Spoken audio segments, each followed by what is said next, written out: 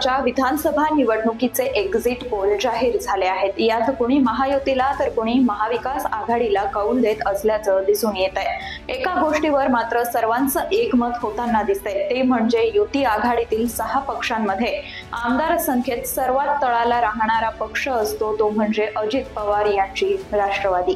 मग शरद पवारांची साथ सोडून अजित पवारांनी काय मिळवलं असा प्रश्न निर्माण होतो। मात्र यंदाच्या अटीतटीच्या लढतीत सर्वात कमी जागा मिळूनही अजित पवार किंग मेकर ठरू शकतात हे मात्र नाकारता येणार नाही। त्यांच्याशिवाय सरकार बनूच शकत नाही हे वास्तव आहे। त्यामुळे मग अजित पवार किंग मेकर बनून महायुतीकडून भरीव मंत्रिपद पदरात पाडून घेतात की 2019 मध्ये उद्धव ठाकरेंनी जो दे धक्का पॅटर्न अवलंबला होता तसाच यंदा अजित पवार भाजपला धक्का देऊन पुन्हा शरद पवारांशी जुळवून घेत राष्ट्रवादीला पहिला मुख्यमंत्री मिळवून देतात की स्वतःचं मुख्यमंत्री पदाचं स्वप्न पूर्ण करून घेतात, याकडे संपूर्ण महाराष्ट्राचं लक्ष लागलेलं आहे। काय दडवून ठेवलंय महाराष्ट्राच्या राजकारणात जाणून घेऊयात मिशन पॉलिटिक्सच्या या व्हिडिओमधून। नमस्कार, मी समीक्षा। राजकारणात काहीच अशक्य नसतं असं नेहमीच म्हटलं जातं। 2019 ते 2024 या 5 वर्षांच्या काळात तर महाराष्ट्रानं अनुभवलं आहे। तेव्हा युतीनं 160 पेक्षा जास्त जागा जिंकूनही भाजप शिवसेनेचं सरकार स्थापन होऊ शकलं नाही, तर 40 ते 55 जागा जिंकणाऱ्या काँग्रेस राष्ट्रवादीला सोबत घेऊन उद्धव ठाकरेंचं सरकार सत्तारूढ होण्याचा चमत्कार तेव्हा घडला होता। नंतर 2-2.5 वर्षात महाविकास आघाडीचं सरकार कोसळलं व 40 आमदार संख्या असलेल्या एकनाथ शिंदे यांना मुख्यमंत्री पदाची लॉटरी लागली होती। अशा अनेक नाट्यमय घडामोडी गेल्या 5 वर्षात महाराष्ट्रानं अनुभवल्या आहेत। त्यामुळे यावेळी एक्झिट पोल मध्ये महायुतीला स्पष्ट बहुमत मिळत असल्याचे संकेत मिळत असले तरी सरकार त्यांचंच येईल असा दावा 100% कोणीही करू शकत नाही, हेही तितकंच खरं। 10 संस्थांनी एक्झिट पोलचे निष्कर्ष जाहीर केले, त्यापैकी 7 जणांनी महायुतीचं सरकार येईल असा अंदाज व्यक्त केला आहे, तर 3 संस्थांनी महाविकास आघाडीला कौल दिलाय। पण आमदार संख्येत अजित पवार यांच्या राष्ट्रवादी काँग्रेसला मात्र 6ही पक्षात सर्वात कमी जागा मिळतील यावर मात्र सर्वच सर्वेक्षण संस्थांचं एकमत झालेलं आहे। महायुतीत अजित पवार यांच्या वाट्याला जेमतेम 55 जागा आल्या। 3 ठिकाणी तर त्यांचे उमेदवार महायुती विरोधातच लढत आहेत, त्यामुळे या जागा 58 वर गेल्या आहेत। पण यापैकी जास्तीत जास्त 20 ते 25च आमदार निवडून येऊ शकतात असे अंदाज आहेत। मग अशा वेळी महायुतीचं सरकार आलं तरी 20-25 आमदारांचं पाठबळ असलेल्या अजितदादांचं त्या सरकारमध्ये स्थान काय असेल हा प्रश्नच आहे। मुख्यमंत्री पदाचं स्वप्न उराशी बाळगूनच अजित पवारांनी राष्ट्रवादीची 2 शकलं केली, पण तेच पूर्ण होत नसेल तर मग भाजप सोबत येऊन फक्त सत्तेची भूक भागवू शकलो एवढाच हेतू त्याचा साध्य झालाय। पण एवढ्यावर समाधानी मानणारे अजितदादा नाहीयेत।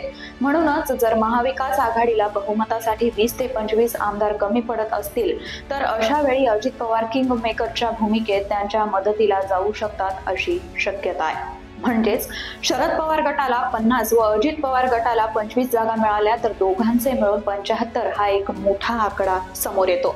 अशा वेळी शरद पवार या 75 आमदारांच्या जोरावर महाविकास आघाडीत मुख्यमंत्री पदावर दावा करू शकतात। जर भाजपला सत्तेबाहेर बसवण्याचा उद्देश सफल होत असेल तर काँग्रेस व उद्धव ठाकरेही अशा वेळी पवारांच्या प्रस्तावाला नकार देऊ शकणार नाहीत। यात आपलं मुख्यमंत्री पदाचं स्वप्न अजित पवार पूर्ण करून घेऊ शकतात। पण मुळात प्रश्न उरतो की शरद पवार अजित पवारांना परत सोबत घेतील का, तर याचं उत्तर नकारार्थी मिळण्याची शक्यता कमीच दिसते। कारण आतापर्यंत शरद पवार यांचा राजकीय इतिहास पाहता त्यांनी सत्तेसाठी कुठल्याही पातळीवर तडजोडीची तयारी केलेली होती। ज्या सोनिया गांधींच्या परदेशी नागरिकत्वाच्या मुद्द्यावर पवारांनी काँग्रेस सोडली त्याच पक्षाशी पुन्हा हात मिळवणी करून सुमारे 25 वर्षांपासून ते एकत्र आहेत। यापैकी 10 ते 12 वर्ष त्यांनी राज्यात व केंद्रात एकत्रित सत्ताही उपभोगली आहे।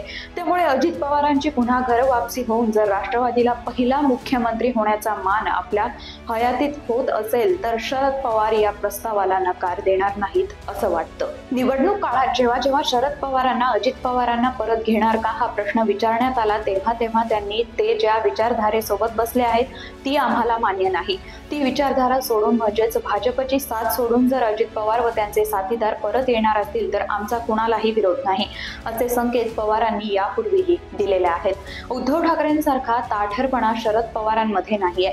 ठाकरे इगोइस्टिक असल्याने ते शिंदेंना पुन्हा शिवसेनेत घेणार नाहीत। पण शरद पवार मात्र सत्तेची समीकरणं जुळत असतील तर अजित पवारच काय कुणालाही सोबत घेण्यास मागे पुढे पाहणार नाहीत। जर अजित पवारांशिवाय सत्ता स्थापन करणं शक्यच नाही अशी परिस्थिती असेल व अजित पवार स्वतःहून परत येण्याच्या मानसिकतेत असतील तर ही संधी शरद पवार स्वतः सोडणार नाहीत असं त्यांच्या समर्थकांना व राजकीय निरीक्षकांना वाटतं। आता राहतो प्रश्न तो अजित पवार यांच्या मागे लागलेल्या चौकशीच्या ससेमिराचा। भाजप सोबत जाऊन अजित पवार यांनी आपल्या सहकाऱ्यांच्या मागची चौकशी तूर्तास थांबवण्यात यश मिळवलं आहे। आता पक्ष बदलला आणि पुन्हा ईडी चौकशी सुरू झाली तर भाजप जाणीवपूर्वक हे प्रकार करत आहे असा मेसेज जनतेमध्ये जाईल। त्यामुळे भाजप ही लगेच ही कारवाई करेल असं वाटत नाही आणि केली तरी आता सरकारमध्ये राहून अजित पवार यांनी पुराव्यांची बऱ्यापैकी साफसफाई केली असल्यामुळे त्या आरोपांमध्ये कितपत जीव उरला असेल याविषयीही शंकाच आहे। मधल्या काळात काका पुतण्यांनी एकमेकांवर टोकाची टीका केली। कुटुंबियांनाही राजकारणात उतरवून एकमेकांवर कुरघोडी करून राष्ट्रवादीत फुटीचं नाटक नसून वास्तव असल्याचं हुबेहूब भासवण्याचा प्रयत्न केला।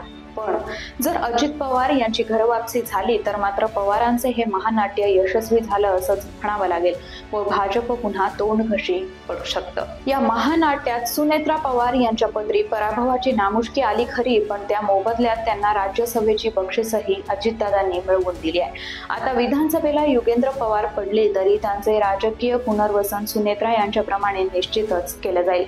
त्याची काही तरतूदही पवारांनी केली असेल यात काहीच शंका नाहीये। त्यामुळं पवारांच्या घराण्यात फूट पडल्याचं भासवलं जात असलं तरी जी काही पदं आली ती घरातच आली हे मात्र विसरून चालणार नाही। आता निवडणूक निकालानंतर शरद पवार व अजित पवार खरंच कुठला मास्टर स्ट्रोक खेळतात याकडे संपूर्ण महाराष्ट्राचं लक्ष लागलेलं आहे।